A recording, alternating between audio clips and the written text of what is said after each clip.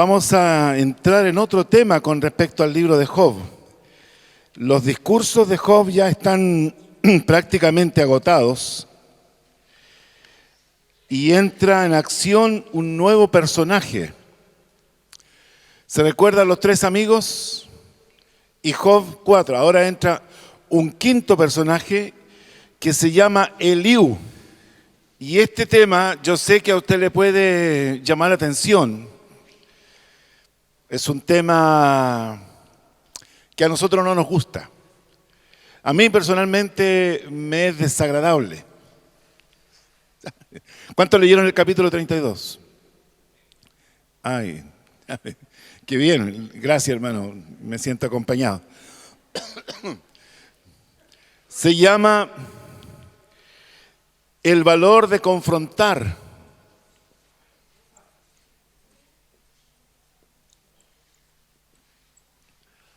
O, si no le gusta ese título,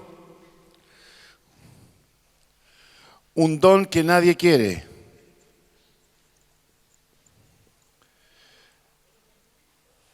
El valor de confrontar o un don que nadie quiere. No sé si a cuánto le gusta el don de la confrontación. Oh. Tú tienes el don de confrontar, confronta a esta persona. Ay, es difícil, ¿cierto? Pero ¿será necesario o no será necesario? Sí, yo creo que sí, ¿cierto? A veces uno no puede tolerar una situación que se va perpetuando en el tiempo. Alguien tiene que confrontar.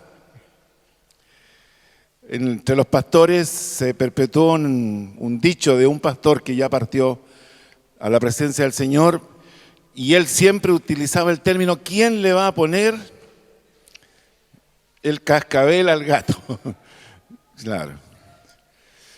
Pero ¿a cuánto le ha tocado alguna vez confrontar a alguien? ¿Sí? ¿Les ha tocado? Generalmente los jefes en las secciones, en las empresas, algunos tienen que tomar esto cuando tienen, por ejemplo, tienen que despedir a alguien y tienen que darle las razones por las cuales la despiden. Hay algunos que no se complican, sino que simplemente le dicen, oye, pasa por la oficina de personal porque ahí alguien quiere hablar contigo. Y llega allá y le está esperando una persona que sin mucha explicación le entrega un sobrecito azul y ya se entiende bien lo que contiene el sobre, ¿cierto? Pero en toda institución humana siempre hay riesgos de conflictos. Siempre hay situaciones en que puede ser crítico si no se hace, si no se confronta. Algunos nos sentimos incómodos con esto, no sé cuántos le pasa. Sí. La palabra confrontar, en una de sus definiciones, porque tiene varias, la idea es como poner frente a frente a 2 personas para que en ese momento salga a luz la verdad. La idea es como que el que está al frente mío no pueda mentir, no pueda mentir. La definición dice carear judicialmente, carear o poner cara a cara a 2 personas para comprobar la verdad de sus declaraciones. Aleluya. Generalmente se asocia la confrontación con conflicto. Pero yo le pregunto a usted, ¿necesariamente será conflicto confrontar? Hay un riesgo, ¿cierto? Hay un riesgo de que se produzca un conflicto, pero el hecho de confrontar no siempre es un conflicto. No deberíamos tomarlo así. Y generalmente por eso la evitamos. En todo ámbito social existe riesgo de conflictos, pero alguien tiene que ordenar, corregir, volver a la normalidad. Un autor llamado Scott Peck llama a veces a las situaciones que no se confrontan se le llama una pseudocomunidad. Pseudocomunidad. No es una comunidad normal, es una pseudocomunidad. O sea, es un lugar, entre comillas, sin conflictos, donde todos se sienten a salvo, porque aquí no hay conflictos. Pero a veces está eso medio camuflado, ¿cierto? No es la verdad. Donde se habla de generalidades y solo se dice en lo que estamos de acuerdo. Hablemos superficialmente y si hablemos algo, hablemos lo que estamos de acuerdo. Hablemos sobre lo que piensan y sienten la mayoría. A veces hay personas que dicen pequeñas mentiras con tal de presentar un statu quo. La pseudocomunidad es quieta, placentera, educada, calma, estancada, pero a la larga puede ser letal. El no enfrentar una situación, no enfrentar un problema, no enfrentar una persona, a la larga eso puede acarrear consecuencias devastadoras. Por eso que este tema, hermano, no lo hemos visto y aparece en este capítulo 32. Aquí, para confrontar, no debe importar cómo nos sintamos.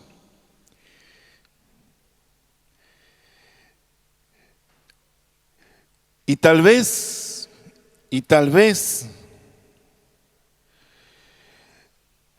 habrá momentos en que será la mejor manera de demostrar el amor. ¿Cierto? La mejor manera de demostrar el amor es la confrontación. Puede ser. Claro. Si yo veo a una persona, a un amigo que está cometiendo un error sostenidamente y yo lo aprecio, ¿qué debo hacer? Ayudarlo a salir de ese error, aunque tenga que confrontarlo. Mire, me pasó el otro día, fui a una boda de un joven que conozco desde niño, pequeño. Conocí a su mamá soltera antes de que lo tuviera. Y esta mamita se casó, tuvo su hijo, pero ese matrimonio no funcionó y el padre se fue, nunca más se supo de él. Entonces, esta mamá se mantuvo viviendo en su casa materna y allí su hermano soltero asumió un rol de padre. Lindo. Y este tío soltero fue el papá y el niño le llamaba papá. Y el niño creció bajo la enseñanza, la disciplina de su madre y su tío. Pero ocurre que este niño entra a estudiar a la universidad y paralelo a esto tenía una relación de noviazgo de varios años, casi 9 años. Entonces él por allí tuvo problemas para presentar oportunamente su tesis como estudiante de leyes. Pero él ya estaba ilusionado con su matrimonio. Entonces él toma la decisión de casarse igual, aunque quedó la tesis pendiente, pero eso le trajo un conflicto con su padre adoptivo. Y el padre se cierra de tal manera que asiste a la boda, solamente a la ceremonia y después, llegó casi junto con la novia, imagínense, y la novia llegó 1 hora más tarde, él llegó casi a esa misma hora, y cuando termina la ceremonia, en 2 minutos más, él se despide y se va, diciendo que, entre comillas, tenía que hacer. Hermanos, a mí me dio pena eso, porque este niño siempre fue tan respetuoso, tan sujeto, y tal vez esta decisión de haber mantenido la fecha de su matrimonio sin haber terminado su carrera le trajo un conflicto, pero hermanos, aquí hay dos principios. Uno es que yo tengo que saber cuándo es tiempo de sembrar y cuándo es tiempo de cosechar.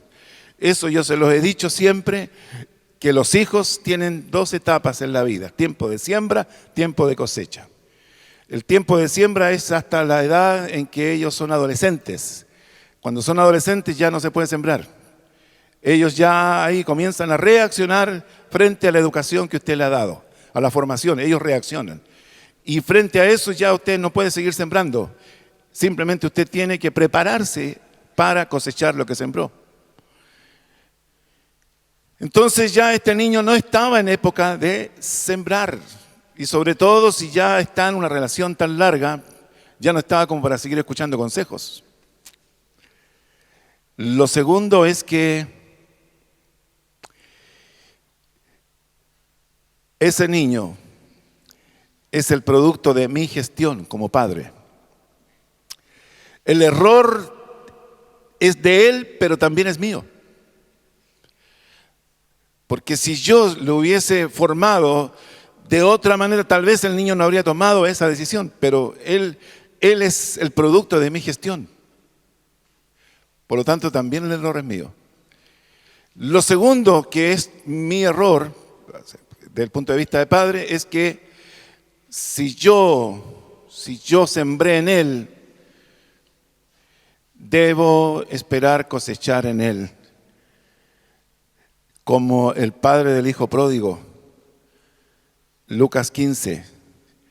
2 hijos, la misma crianza, la misma educación, la misma comida, los mismos padres, la misma casa, la misma tele, etc. Sin embargo, al momento de uno de los dos reacciona distinto del otro, pero el padre sabía lo que había sembrado en él y lo esperó cada día. Podemos nosotros equivocarnos en las decisiones inmediatas, pero estamos comenzando a vivir, podemos enmendar el error. Hermanos, y yo necesito confrontarlo, porque también es una realidad de que a veces como padres endurecemos nuestras posiciones y lamentablemente pensamos en la obediencia incondicional de nuestros hijos, pero no discernimos cuando estamos actuando tosudamente, obstinadamente. Y la obstinación es pecado delante de Dios. Y puede que mi hijo reciba bendición de Dios y yo me pierda eso por mi posición obstinada. Oh. Que Dios nos ayude, hermanos. Saque sus cuentas. Cada uno saca sus cuentas. Aleluya. Esto es gratis, hermano. Es parte de la introducción de nuestro tema. Seguimos.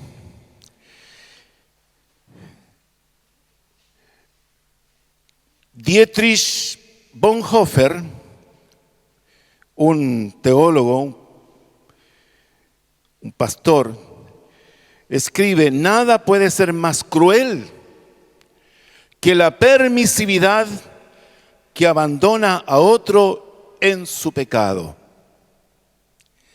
Y nada puede ser más compasivo que la severa reprimenda que llama a otro para que se aparte del mal camino. Interesante. En este capítulo, como comentábamos, está entra en acción un nuevo personaje llamado Eliú. Él tiene mucho que decir con respecto a lo que ha visto y ha oído. Él es un testigo que ha estado presente en los diálogos entre Job y sus 3 amigos. El relato en este punto ya tenía como el tema agotado. Vemos el escenario donde el último discurso de Job los deja a los amigos prácticamente mudos. sin nada más que agregar. Y Job en su posición de autojustificado. Los tres consejeros habían estado afirmando, mire, esto es muy interesante. Los tres consejeros habían estado afirmando que el sufrimiento de Job era consecuencia de su pecado. Y esa es la línea de pensamiento, la lógica que estos tres amigos están enfocados. Pero Eliú aparece con un nuevo argumento. Eliú explica que Job estaba pecando por causa del sufrimiento que estaba teniendo. Oh. Eso a mí me hizo un clic muy potente. Porque se puede llegar a pensar, hermanos, que uno puede enfocarse en que mi sufrimiento es consecuencia de mi pecado. Pero la posición que toma Job es: yo no merezco tal sufrimiento, y él, en una forma arrogante, irreverente, acusa una y otra vez a Dios. Y eso es pecar por causa del sufrimiento. Se activa en Job un orgullo tan fuerte. Eliú le recomienda a Job que se arrepienta de ese orgullo nacido en él por causa de su sufrimiento y que exalte a Dios. Job demuestra su orgullo pecaminoso en la actitud que le lleva a hacerle atrevidas e irreverentes preguntas a Dios acerca de sus insondables caminos. Qué triste es, hermanos, ver una persona sufriendo altanera y orgullosamente, irreverentemente, poniéndose en la posición de no merecedor de esa suerte y culpando a todo el que le rodea desde Dios mismo para abajo. Hermanos, Dios nos ayude a conservar una actitud absolutamente humilde cuando la vuelta de la vida no está a nuestro favor, cuando las cosas no funcionan como uno esperaba, cuando la suerte nuestra es absolutamente negativa, cuando vemos que en lugar de salir de los problemas tenemos más problemas. Cuando eso ocurre, la recomendación de Eliú es que nos volvamos humildemente a Dios, no para cuestionar la situación que vivimos, sino por el contrario, para humillarnos, entregarnos y reconocer que si hemos pecado por una mala decisión nuestra, Dios nos perdone y nos muestre para reconocer y confesar eso. Y si no es así, aún así, pedirle a Dios que nos dé fuerzas para enfrentar lo que estamos viviendo con la actitud correcta.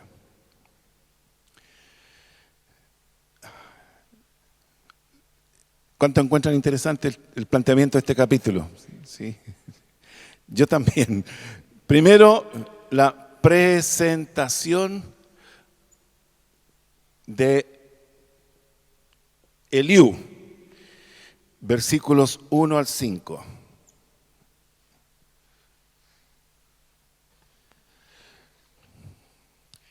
Dice versículo 1: cesaron estos tres varones de responder a Job por cuanto él era justo a sus propios ojos. La discusión quedó en un punto cero entre los amigos de Job y Job. Ya no había argumentos porque Job se consideraba a sí mismo recto y justo. Cuando una persona toma esa posición, no es mucho lo que se le puede decir. No es mucho lo que se puede aconsejar. Cuando alguien no está dispuesto a reconocer errores, no es mucho lo que se le puede aportar. Toda ayuda es recibida cuando se reconoce la necesidad. Si usted trata de ayudar a una persona que no necesita ayuda, esa persona puede ofenderse. Puede ofenderse. ¿Cómo se te ocurre que tú me vas a regalar esto? Yo no necesito. Regálaselo a otro. ¿Qué te crees que soy? Ya. En términos espirituales, cuando una persona está obstinadamente en su error, ¿qué se le puede decir? ¿Se le puede ofrecer ayuda? Y estos amigos habían intentado ayudarlo, pero Job no había recibido eso porque él era justo en su propio concepto. Versículo 2. Eliú se molesta mucho por la actitud de Job de autojustificarse. Dice entonces Eliú, hijo de Baraquiel Busita, de la familia de Ram, se encendió en ira contra Job. Se encendió en ira por cuanto se justificaba a sí mismo más que a Dios. Otra versión dice que él se enfocó tanto en justificarse que eso hacía culpable a Dios. Si él hubiese justificado a Dios antes de justificarse a sí mismo, tal vez otra cosa habría sido. La actitud de Job molesta tanto a Eliú. Él dice, Dios es culpable, yo soy inocente. Esta conducta molesta y duele a todo aquel que sinceramente ama a Dios. Yo no sé si a usted le ha pasado, pero cuando una persona tiene la actitud de culpar a Dios y no reconocer sus errores, una persona que verdaderamente ama a Dios no puede tolerar, no puede pasar por alto a alguien que tenga este tipo de actitudes. Y es posible, hermanos, es posible encontrarlos. Ha ocurrido. Versículo 3 dice, asimismo se encendió en ira contra sus 3 amigos porque no hallaban que responder aunque habían condenado a Job. Ahora Eliú también está enojado con estos 3 jóvenes, tres consejeros, 3 amigos, pero eran mayores. Eliú se molesta con estos 3 amigos porque estos fueron incapaces de refutar los argumentos de Job. Incapaces. Primera de Pedro 3:15, búsquelo por favor. Y segunda de Corintios 10:5. Santificad a Dios el Señor en vuestros corazones y estad siempre preparados para presentar defensa con mansedumbre y reverencia ante todo el que os demande razón de la esperanza que hay en vosotros.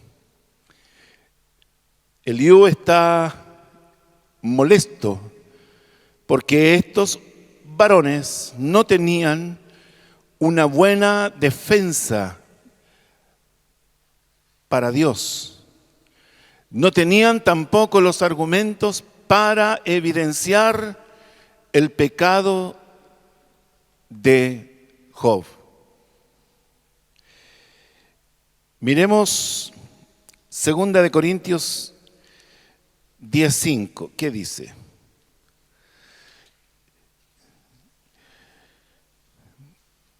Derribando argumento y toda altivez que se levanta contra el conocimiento de Dios y llevando cautivo todo pensamiento a la obediencia a Cristo. ¿Se da cuenta? Es decir, Eliú es un joven, pero él está viendo la actitud de Job, pero también ve que estos amigos están parados en una posición, en una lógica de pensamiento que no es la correcta. Hermanos, podríamos decir que ellos están parados en una sabiduría humana y no sabiduría divina. Y ahí hay una gran diferencia. Siempre es delicado, porque además a Eliú le molesta que lo condenen, pero sin una buena base. Y eso es lo que a él le complica. Dice, asimismo se encendió en ira contra sus 3 amigos porque no hallaban qué responder, aunque habían condenado a Job. Siempre es delicado condenar sin tener pruebas, sin tener buenos argumentos. No se puede condenar solo porque se me ocurre, o me tinca, o yo pienso, o yo creo. Hermanos, y a veces el ser humano es muy rápido en hacer prejuicios, juzgar anticipadamente, o juzgar sin tener todos los elementos. Y esta es la molestia también de Eliú. El versículo 4 dice, y Eliú había esperado a Job en la disputa porque los otros eran más viejos que él. Eliú está molesto también por la espera, por consideración y respeto, porque eran personas mayores, pero su espera no había tenido los frutos esperados. Wow. No sé si a usted le ha pasado. Esperar el discurso, esperar el interrogatorio, esperar las preguntas y respuestas que se den, esperar el avance del debate para que me arroje cierto resultado, armarme de paciencia para ver para dónde va esta conversación. Se supone de una persona que está sufriendo, pero que encuentra que es inmerecido ese sufrimiento, y 3 personas que están acusándole de que algo malo tiene que haber hecho. Y sin embargo, Eliú está en esa espera y la conversación llega a un punto en que no hay una conclusión final. Y esa es la molestia de Eliú. Y los esperó porque eran más viejos que él. La espera con pérdida de tiempo y esterilidad puede atentar contra la paciencia de cualquiera, ¿cierto? También, yo no sé si usted puede preguntarse, ¿tiene usted paciencia para esperar a otros? ¿Respetarles hasta que terminen de hablar? ¿O usted cuando se da cuenta para dónde va la cosa, usted interrumpe? ¿Sabe escuchar a los demás? Hoy, hermano, es difícil esto. Es difícil, a mí a veces me toca presidir sesiones de directorios, personas líderes, y se toman su tiempo para una introducción. Comienza, a veces hay gente que tiene la tendencia a reproducir los diálogos, literalmente reproducen el diálogo.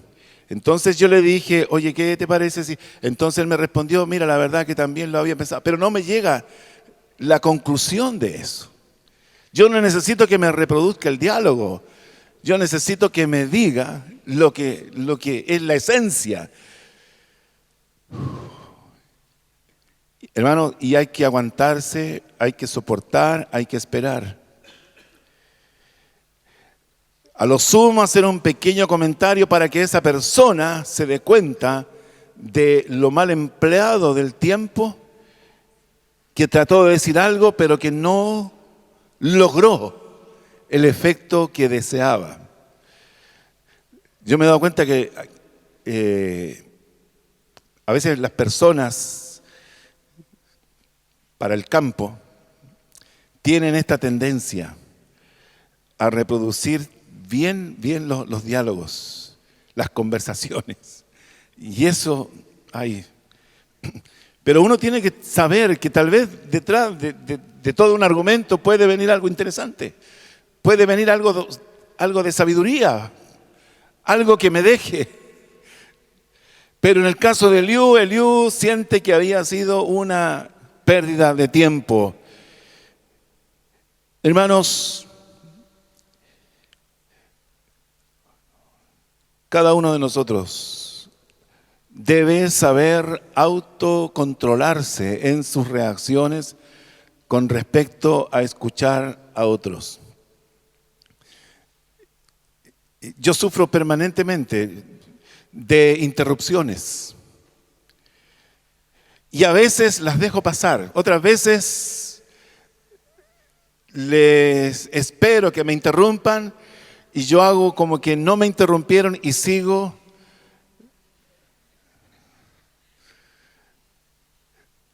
Porque en realidad, hermanos, sabemos que las relaciones son un desafío para nosotros. Uno de los grandes desafíos es saber relacionarnos bien, correctamente con todas las personas. Y sobre todo con aquellos que tal vez no participan de nuestras convicciones. Tenemos que saber armonizar, tenemos que saber comprender.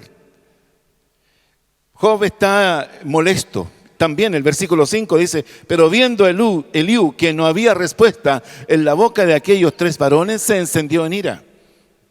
Ahora Eliú está molesto por la falta de ideas. Eliú está molesto por la falta de argumentos, falta de palabras. ¿Le molesta a usted?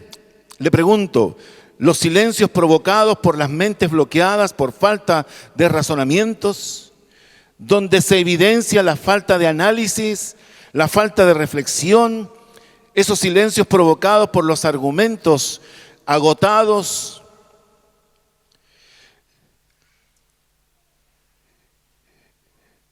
Santiago 3:17 es un texto que yo encuentro muy interesante, porque tengamos cuidado con respecto a cómo nosotros nos paramos frente a las discusiones o frente a los diálogos, sobre todo con aquellas situaciones en que estamos a veces relacionados con personas y personas tal vez distintas a nuestra forma de pensar o a nuestros principios. Dice, pero la sabiduría que es de lo alto,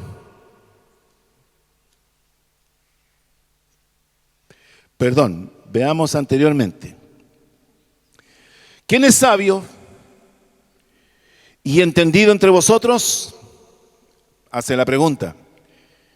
Muestre por la buena conducta sus obras en sabia mansedumbre. Pero si tenéis, y aquí apunta a las pasiones, si tenéis celos amargos y contención en vuestro corazón, ahí las emociones acumuladas, no os jactéis ni mintáis contra la verdad. Una cosa es tener la pasión y otra cosa es dejarse llevar por la pasión cayendo en mentiras o en exageraciones. Por ejemplo, tú nunca, tú siempre, ¿cierto?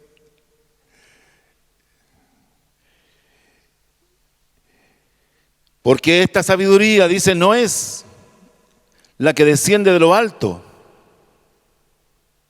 No viene del cielo, sino terrenal, animal, diabólica. Hermanos, se puede como creyente ser un sabio apoyado en la sabiduría terrenal, animal y diabólica. El mismo Santiago nos dice en el capítulo 1, si alguno tiene falta de sabiduría, pídala a Dios, pídala a Dios. Humildemente pídale a Dios sabiduría. Y dice, y le será dada. Sin reproche le será dada. Pero los hijos de Dios no pueden manejarse, hermanos, en sus relaciones con la sabiduría humana. Porque esa sabiduría humana atenta contra sí mismo. Esa sabiduría humana le hace casi ofender, agredir a otro, aunque tenga mucha razón. Pero al caer en la exageración, en añadirle mucha emoción, usted puede caer lamentablemente en pecados, en ofensas. ¿Y después cómo la arregla? ¿Cómo viene esa conciencia? Ganaste la discusión, pero ¿cómo está tu conciencia? ¿Cómo está tu relación con Dios? Ganaste la discusión, pero ¿se glorificó Dios en la discusión que ganaste? Hermanos, qué interesante es reflexionar sobre esto. Porque la palabra no nos autoriza para pecar. Airaos, pero no peques. Airaos, pero no peques. Ni deis, dice, lugar al diablo. Vamos a seguir mirando ese texto después.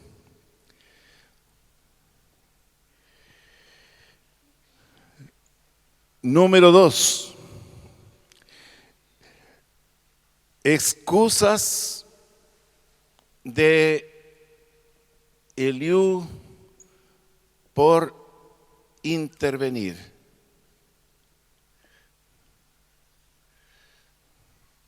Y esto va del 6 al 22.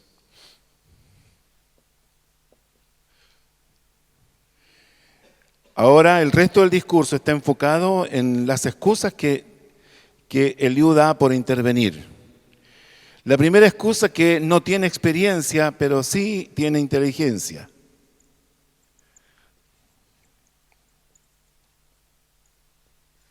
¿Qué manda, la experiencia o la inteligencia?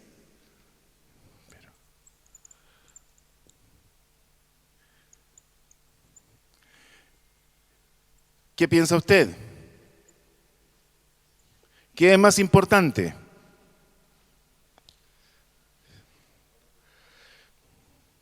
El versículo 6 dice: respondió Eliú, hijo de Baraquiel Busita, y dijo: yo soy joven, ustedes ancianos. Por lo tanto, he tenido miedo y he temido declararos mi opinión. Eliú se presenta como joven ante ellos, reconociendo que ellos son mayores. ¿Cuántos alguna vez nos hemos sentido así para entrar en una conversación? Por eso él dice: yo me contuve. Por eso él estuvo temeroso. Por eso no se atrevió a decir lo que pensaba. Él no se atrevió a declarar su opinión. Qué interesante. ¿Cómo son los jóvenes hoy día? ¿Cuál es el comportamiento de los jóvenes? ¿Los jóvenes esperan que los mayores terminen de decir? ¿Hoy día los jóvenes respetan a los mayores? ¿Hoy día los jóvenes se contienen en medir sus palabras? ¿Hoy día los jóvenes esperan con prudencia que los mayores terminen de hablar? Hoy. Pero vemos que Eliú sí lo hizo. Y que interesante es que él comienza diciendo: yo reconozco que ustedes son personas mayores, por eso yo me he estado callado todo el rato esperando mi oportunidad. He tenido temor de declararles a ustedes lo que yo pienso. El versículo 7 dice: yo decía, los días hablarán. No se refiere a los días, sino se refiere a los años de edad. Y la muchedumbre de años declarará sabiduría. Eliú esperaba, él tenía expectativas de la manifestación de la sabiduría acumulada en los años de estas personas. Debemos aprender a oír para no dejar escapar la sabiduría que pueda venir de los mayores. Eliú está tratando de decirlo prudentemente, pero él tenía la expectativa de que, o tenía el pensamiento de que la gente mayor es sabia. No puede haber equívoco, no puede haber una persona mayor que no sea sabia. por algo ha vivido tanto tiempo, por algo ha tenido la oportunidad de experimentar tanto. Y eso a veces es lo que uno quisiera. El versículo 8 dice, ciertamente espíritu hay en el hombre y el soplo del Omnipotente le hace que entienda. Ciertamente espíritu hay en el hombre y el soplo del Omnipotente hace que entienda. Eliú reconoce que la inteligencia y la sabiduría vienen de Dios. El soplo del Omnipotente, esta expresión puede estar haciendo referencia al Espíritu de Dios, no solamente al Espíritu humano, sino también la influencia de Dios. Por ejemplo, si miramos, Dios nos permite entender y tener sabiduría. Por ejemplo, Daniel capítulo 5, dice, versículo 11, alguien está hablando de Daniel. Dice, en tu reino hay un hombre en el cual mora el Espíritu de Dios, de los dioses santos. Él en su expresión no conocedora dice de los dioses santos. Y en los días de tu padre se halló en él luz e inteligencia y sabiduría. Es decir, está hablando de un hombre del prestigio que tiene Daniel. Luz, inteligencia y sabiduría, como sabiduría de los dioses, al que el rey Nabucodonosor, tu padre, oh rey, constituyó jefe sobre todos los magos, astrólogos, caldeos y adivinos. La sabiduría de este hombre es superior a la sabiduría de los magos, de los astrólogos y de los adivinos. Hermanos, esa sabiduría es la que deben tener los hijos de Dios. Más que el CI, que el coeficiente intelectual. Tiene que haber una conexión con la verdad, con los valores eternos, con los principios de la Biblia, podríamos decir, con la conexión que nosotros podemos acceder al pensamiento de Dios. ¿Cómo puedo yo conocer el pensamiento de Dios? A través de su palabra. Y cuando me meto en eso y confronto mi pensamiento con el pensamiento de Dios, yo en algún minuto digo, Señor, estoy de acuerdo contigo, o yo debo reconocer, o yo debo renunciar a lo que tú dices. ¿Cuántas veces Dios nos ha sacado de un error? ¿Cuántas veces, hermanos, Dios nos ha aclarado una situación? ¿Cuántas veces la palabra de Dios nos ha dado respuesta por las situaciones que estamos viviendo? ¿Cuántas veces Dios nos ha hablado con respecto a cómo aconsejar a alguien, qué decirle a una persona que está en necesidad? Y eso no ha venido de nosotros. Dice, tal vez, como dice el apóstol Pablo, yo he hecho más que todos ustedes, pero no yo, dice, sino la gracia de Dios en mí. La gracia de Dios en nosotros. Tenía otros ejemplos, pero quedémonos con ese. Versículo 9, Eliú afirma que la sabiduría no es monopolio de la de mucha edad. Dice, no son los sabios los de mucha edad, ni los ancianos entienden el derecho. No es un monopolio de las personas de mucha edad. Yo me he dado cuenta que la trayectoria de una persona tiene mucho que decir en cómo esa persona es, las circunstancias donde se desarrolló, las experiencias, el acceso a la educación, el acceso a la cultura o el conocimiento de Dios y de su palabra.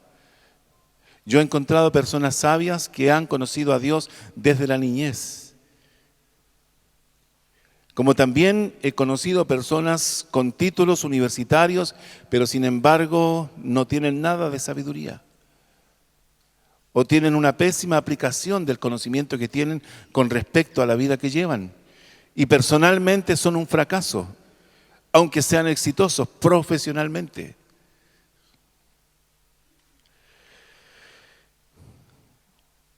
Seguimos. Letra B.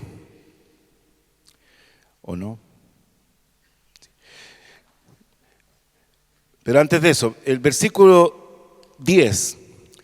Eliú solicita ser escuchado. Por tanto dije, escúchenme, declararé yo también mi sabiduría. Eliú solicita ser escuchado. Él también tiene pensamientos que expresar, él también tiene sabiduría, también tiene algo que decir, también tiene una opinión. Pregunta para nosotros, ¿qué tan abiertos somos para recibir opiniones o críticas de personas más jóvenes o con menos experiencia que nosotros? Qué gran verdad es esta. Generalmente las personas que se han forjado a través de la experiencia son muy reacias a recibir consejos o enseñanzas de personas más jóvenes. A veces hay personas que se jactan, por ejemplo las empresas, dicen yo no tengo título universitario, pero a mí me consultan profesionales con título. Yo no tengo título universitario, pero tuve bajo mi autoridad a personas que sí, tenían mucho más estudio que yo, pero sin embargo aquí en la empresa no sabían nada. Esa arrogancia, hermano, habla mal de esa persona. Porque su sabiduría está circunscrita solamente a un pequeño ámbito, que es el ámbito laboral. Pero fuera de ese ámbito, ¿quién es esa persona? Si algo hemos recibido, si algo hemos aprendido, como dice ese himno antiguo, a Dios sea la gloria, a Dios sea la gloria. Si algo le ha enseñado la vida, si algo, hermanos, usted ha llorado con tristeza y ha luchado por salir de una depresión grande por causa de ese fracaso o de esa amarga experiencia, dele a Dios la gloria porque esa sabiduría que usted adquirió a tan alto precio sea usada para la gloria de Dios en personas que tal vez no tengan que vivir esas experiencias y sin embargo lo suyo puede ser un gran aporte. Si algo usted recibió o aprendió, hermanos, que esto nos haga humildes para ofrecer esto para la gloria de Dios a otros que vienen tras nosotros. Si alguien nos critica, por ahí leí en un libro de John Maxwell de liderazgo, dice, si te llegan puntapiés por atrás, significa que tú vas adelante. ¿Qué significa esto? Que tienes que también tener la humildad para recibir la crítica de las personas más jóvenes. Tal vez ellos no entienden, pero tienes que estar dispuesto también para ser criticado por aquellos que vienen detrás de ti. Letra B. ¿Qué ha tenido paciencia para escuchar? Escuchar. Versículo 11 dice, he aquí, yo he esperado a vuestras razones, he escuchado vuestros argumentos, en tanto que buscabais palabras. Él ha esperado, él ha oído las razones, ha escuchado los argumentos. Ya lo preguntamos, ¿qué tan buenos somos para oír a otros? A veces hay gente que se les pierde las palabras, no sé si a usted le ha pasado, pero hay gente que desvía la mirada así, como buscándola en el cielo la palabra, ¿cierto? Hasta que de repente la encuentran y vuelven a la tierra. Ay. Esa paciencia tuvo Eliú para escuchar todo eso. Versículo 12 dice, os he prestado atención y aquí que no hay de vosotros quien redarguya a Job y responda a sus razones. Él dice que no pudieron convencer a Job, no lo redarguyeron, no probaron lo equivocado que Job estaba, no demostraron lo pecador que es, entre comillas. Eliú les confronta por este fracaso. ¿Qué podemos decir? El versículo 13 me gustó porque aquí él está confrontándolos también a la salida fácil. Dice, para que no digáis, nosotros hemos hallado sabiduría, lo vence Dios, no el hombre. ¿Qué significa eso? No, a mí, dice Eliú, no me vengan con esa salida fácil de que solo Dios puede convencer de su pecado al hombre.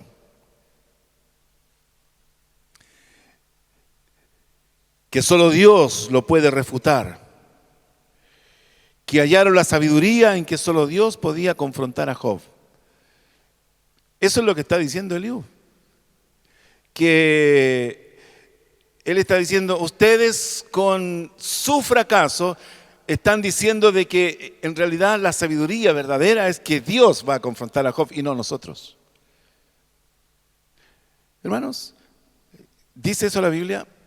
Dice que el Espíritu nos convence, ¿cierto? De pecado, de justicia y de juicio. Pero también dice que nosotros cubrimos multitud de pecados cuando hacemos volver, ¿cierto? De su error a un pecador.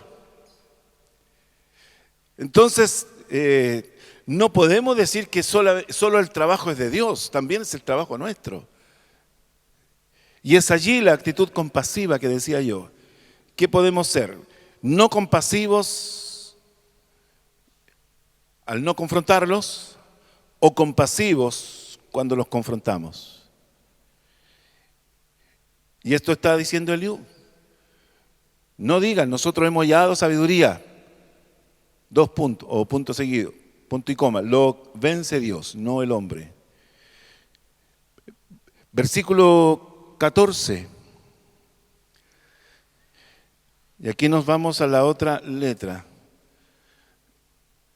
Que tiene algo nuevo que ofrecer.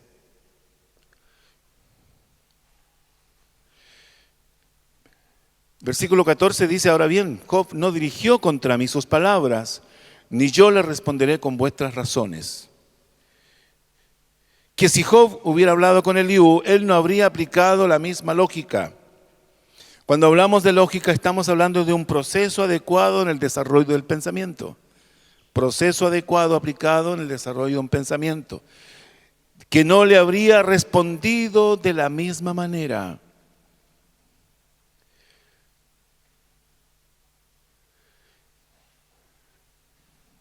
¿Se puede orar cuando no hay argumentos?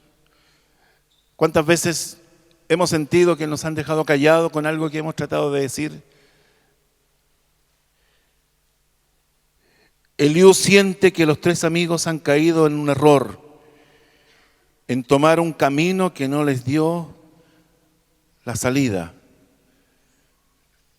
Vino a mi mente pensando en esto, hermanos, ese texto que dice, clama a mí y yo te responderé y te mostraré cosas grandes y ocultas que tú no conoces. Yo tal vez humanamente no tengo la respuesta. Tal vez no tengo un discernimiento claro de lo que esa persona necesita de mí, pero yo puedo pedirle a Dios. Y a veces me sorprende personas que están conectadas con Dios, que a veces en una consejería, en un momento, una entrevista, no tienen una respuesta y en el momento está la oración y el Señor dice, esto es lo que está pasando, esto es lo que está ocurriendo. Esto es lo que esta persona necesita. O pregúntale por tal o cual situación. Hermanos, en todo esto necesitamos estar conectados con Dios. Porque no tenemos todas las respuestas, pero sí Dios puede asistirnos, Dios puede darnos, Dios puede revelarnos lo que está escondido. Dios puede mostrarnos lo oculto. En nuestras limitaciones, Dios se glorifica. Cuando humildemente le clamamos a Él para que Él nos diga cuál es el camino que debemos tomar. Y eso es lo que está diciendo Eliú. Dice, yo no le responderé con las razones de ustedes. El versículo 15 dice, se espantaron, no respondieron más. Se le fueron los razonamientos. Eliú les ve que estaban empantanados, sin salida, sin palabras, sin respuestas. El juicio pertenece a Dios. Y por Él se ha de determinar quién tiene la razón y quién no. Porque aunque nosotros no tengamos razonamientos, Dios sí puede darnos argumentos. Versículo 16 dice, yo pues he esperado, pero no hablaban. Más bien callaron y no respondieron más. Eliú pregunta, ¿él también debe callar por el silencio de ellos? Si los mayores no tienen las explicaciones, son los jóvenes los que deben dar las respuestas. Hermanos, a veces me he dado cuenta que las personas mayores tienen también su forma de pensar tan estructurada que no les permite abrirse a otras posibilidades. Están tan marcados por las experiencias que piensan que la vida solamente funciona de esa manera y no de otra. No se abren a otras ideas. El versículo 17, por eso yo también, dice, responderé mi parte, también declararé mi juicio. Eliú anuncia que tiene respuesta, que también tiene algo que decir, que declarará su juicio y que demostrará sus conocimientos. Es decir, Eliú está hablando de que él ha roto paradigmas que los adultos o los mayores no se atrevieron a romper. Y cuando hablo de paradigmas estoy hablando de una forma determinada que se ha hecho algo y ahí se perpetúa, porque esa es la manera que se ha hecho siempre. Pero nosotros no debemos pensar así, porque tenemos un Dios nuevo. Es un Dios creativo, es un Dios que siempre nos sorprenderá con novedades. Y esas novedades son las que nosotros tenemos que abrir nuestra mente a recibirlas, a tomarlas, a conocerlas. Las tradiciones, hermanos, son buenas, pero tengamos cuidado cuando las tradiciones limitan nuestra forma de pensar. Tengamos cuidado cuando las tradiciones obstruyen los propósitos de Dios. Tengamos cuidado cuando perpetuar las tradiciones nos bloquean en lo novedoso que Dios tiene para nosotros en este tiempo. Y eso también es una gran enseñanza que yo tomo de este capítulo. Somos llamados a romper paradigmas, es decir, a abrir nuestra mente a la creatividad de Dios. También, como letra D, que su mente está llena del tema.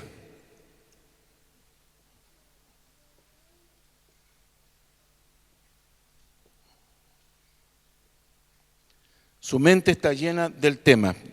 Quiero correr ahora.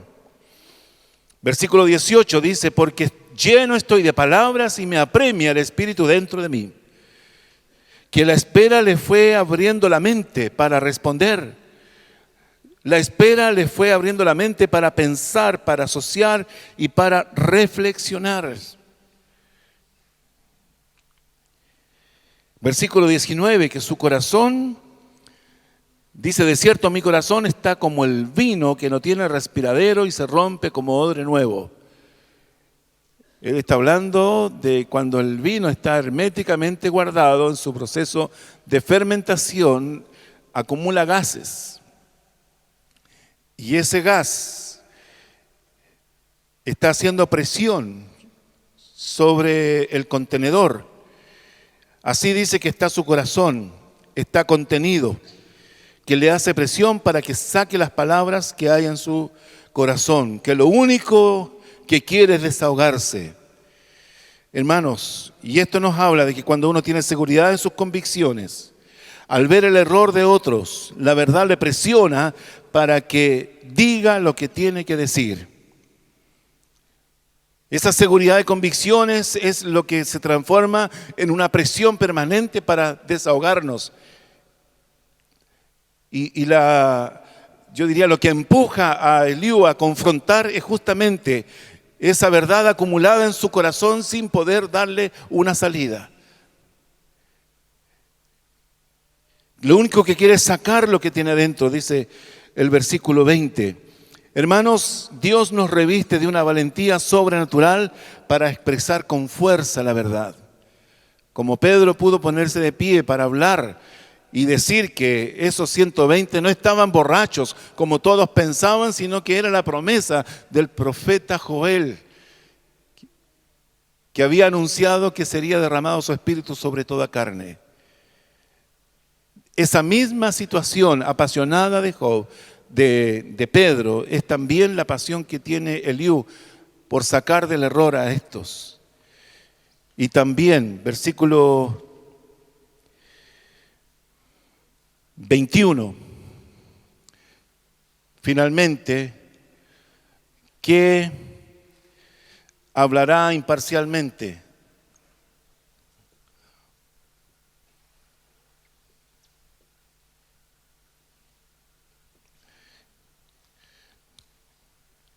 Ahora tiene que haber un equilibrio. Versículo 21 dice: no haré ahora acepción de personas, no usaré con nadie de títulos lisonjeros. Él está diciendo que en esta confrontación él no hará acepción de personas, que no tiene prejuicios, que no favorecerá imparcialmente a nadie, que no hará lisonjas, que no adulará, que no halagará. Y el versículo 22 dice: porque en realidad las lisonjas no son mi estilo. Hermanos, los hijos de Dios no deben ser caracterizados por estilo político de hacer relaciones. El estilo político, hacer políticas. Dios nos llama a ser sinceros. Dios nos llama a amar compasivamente. Dios nos llama a tener argumentos sólidos. Dios nos llama, hermanos, a no callar la verdad, porque también Dios nos llama a tener temor cuando utilizamos esto como una manera de traer a la verdad a alguien que ha estado apartándose. ¿De qué manera concluye el capítulo? Dice: de otra manera, en breve mi hacedor me consumiría. Es buena la confrontación, pero tenga temor de Dios. Es buena la confrontación, pero cuídese que sea con sabiduría de lo alto. Es buena la confrontación, pero no ofenda, no agreda, no llegue a pecar. Es buena la confrontación porque le permite traer a lo normal lo que estaba anormal. Es buena la confrontación porque usted puede ayudar a esa persona a corregirse. Pero como dice el apóstol en Gálatas, sea esto con consideración personal, con esa mirada de que también podemos equivocarnos, con esa mirada compasiva de que el amor cubre multitud de pecados.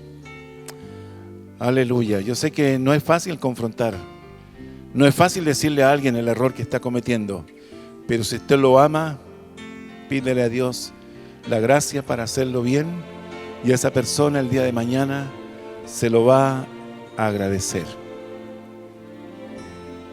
Amén. Señor, gracias te damos por esta palabra en el día de hoy. Gracias, Señor, por la pasión de este joven.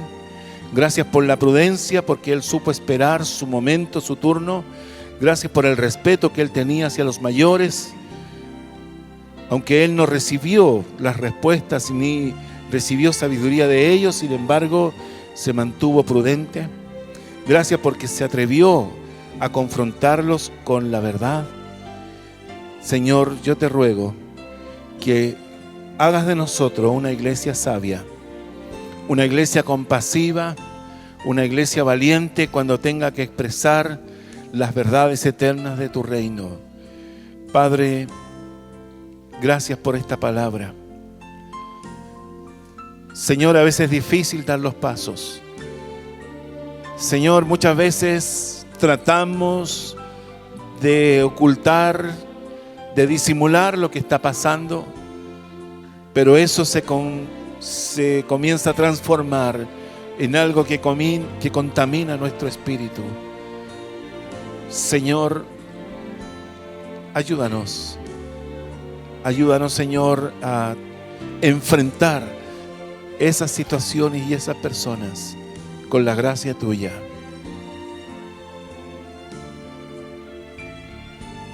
Señor, callar las cosas es una lucha permanente también con nuestra propia conciencia. No quisiéramos, Señor, acumular situaciones como si nada ocurriera. Padre, tú conoces la realidad de cada uno de tus hijos. En el nombre de Jesús, bendícelos, Señor, y ayúdales en las decisiones que tal vez en este momento han tomado. En el nombre de Jesús, gracias, Señor. Amén.